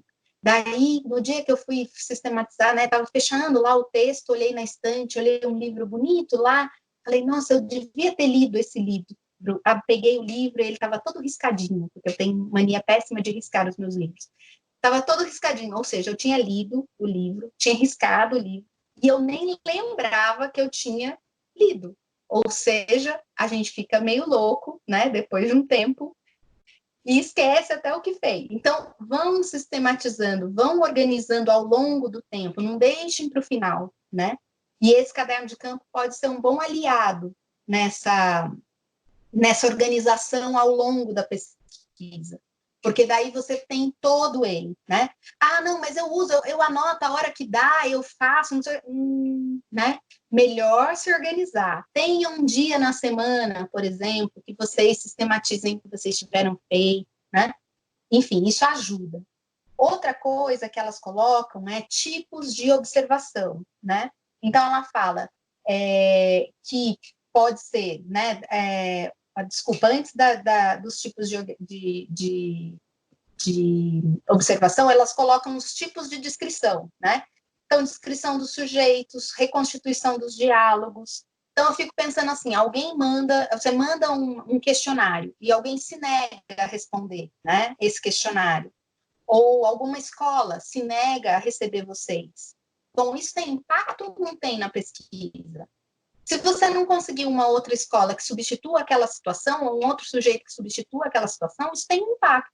Você prometeu, digamos, que ia entrevistar 2 sujeitos por cada escola. Daí tem uma escola lá que tem um sujeito só entrevistado, porque não tinha outro professor para você entrevistar. Então, é preciso que esses diálogos de negativa e etc. estejam compondo, né, o seu trabalho. Descrição dos locais, descrição dos eventos, né, que acontece, que você é chamado ou não, né, quem que estava lá presente, os comportamentos dos observadores, né. Então, essas coisas são as descrições. As reflexões, elas falam que podem ser analíticas, né, pensando aí o que foi aprendido, enfim, podem ser metodológicas, pensando os próprios instrumentos. E isso é uma coisa bem interessante da gente pensar, né?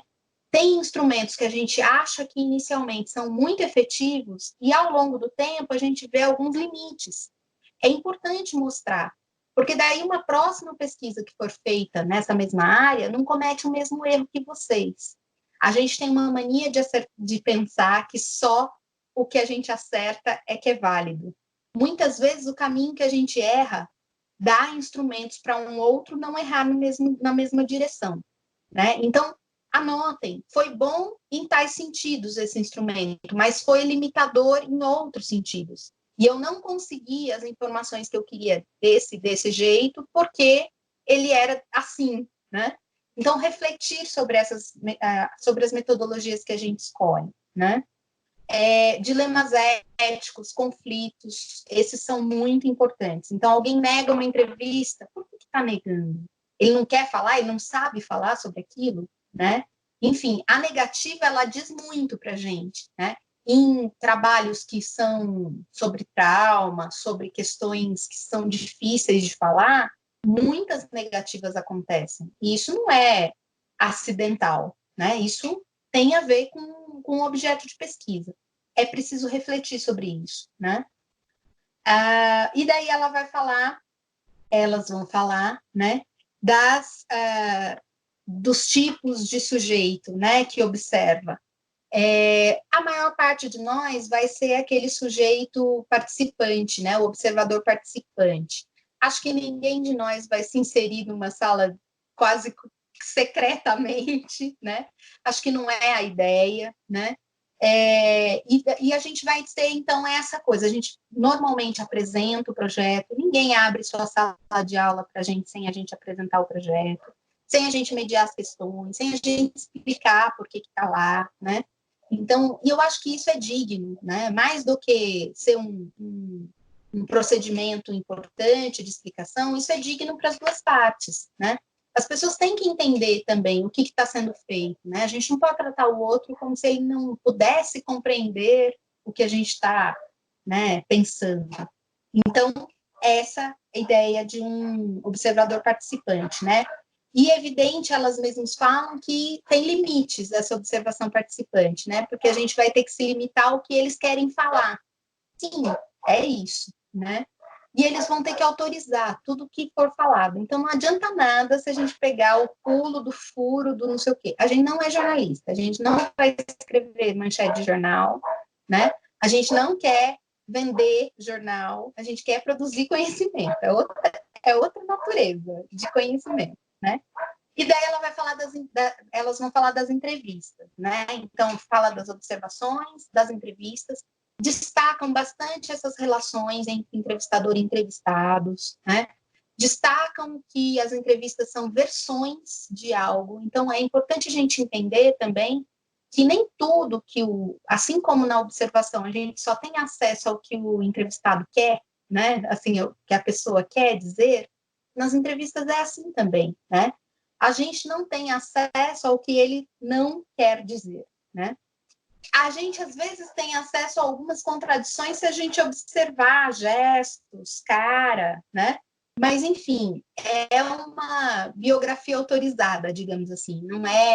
Não dá para ter outras coisas. Agora, é possível ver contradições mesmo dentro dessas estruturas, né? A pessoa começa falando uma coisa, daí ela quebra um pouco aquilo que ela falou logo na sequência. Então, é possível ver contradições, né? E isso é um exercício importante da gente fazer nas análises. Mas não é... E as perguntas também não podem ser de colocar a pessoa na parede, né? Elas são de construir conhecimento conjunto, né? Bom, depois da entrevista, ela fala da análise documental, né? Enfim, usando documentos como fontes, fazem um recorte dos documentos escolares, digamos assim, né? Não falam muito de documentos de legislação, por exemplo, e daí por isso que eu falei desses outros livros que podem ajudar um pouco, né?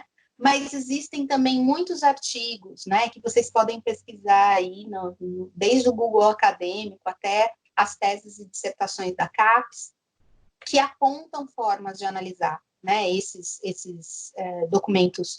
Inclusive, por exemplo, quem tem mudança de documento, pensar tabelas em que vão mostrando cada contexto de mudança, né? Então, por exemplo, a BNCC e depois o ensino médio. Então, em que momento foi um, em que momento foi o outro, quais eram os gestores, né, de cada um desses momentos, quais eram as disputas, né, que estavam presentes em cada um desses momentos. Pensar as próprias... Opa, fale, querida. Não, mas eu acho que deixa para o final, professora, que são duas perguntas que não têm a ver com o texto. Então, eu não quero atrapalhar. Tá joia. Estou fechando. Daí, bom, a gente pensar também que mesmo se a gente usar vários tipos de coleta, né, entrevistas, observações, análise documental e etc., é preciso fazer uma amarração entre elas, né? Não dá para a gente dar de barato, assim, e só colocar, assim, um pouco que justaposto, né, depois na análise. A gente precisa pensar o que conversa com o quê, né? E elas dão uma dica que eu acho que é bem interessante. O início da análise que a gente pode pensar, ela é motivada pelas questões da bibliografia que a gente lê, das teorias que a gente lê. Num segundo momento, elas vão se contrapondo e vão acertando, digamos, né, as arestas aí com as coisas que a gente vai testando, com a documentação que a gente vai lendo. Então, as primeiras problematizações que a gente faz é a partir do que a gente leu, da teoria. E depois a gente vai amarrando mais e ouvindo mais os documentos, digamos assim, né? E isso é importante, né? Esse é um processo de pesquisa que a gente pode pensar. Então, assim, a gente vai falar mais sobre pesquisa, né? De agora em diante vai ser um pouco o mote desses encontros. Eu quis muito ouvir vocês e ter mais clareza das pesquisas de vocês, porque, quem sabe, eu consigo ir contribuindo e conversando com vocês sobre essas pesquisas ao longo do curso, né? E espero que a gente possa se encontrar mesmo, mas, enquanto isso, a gente vai fazendo por aqui, certo?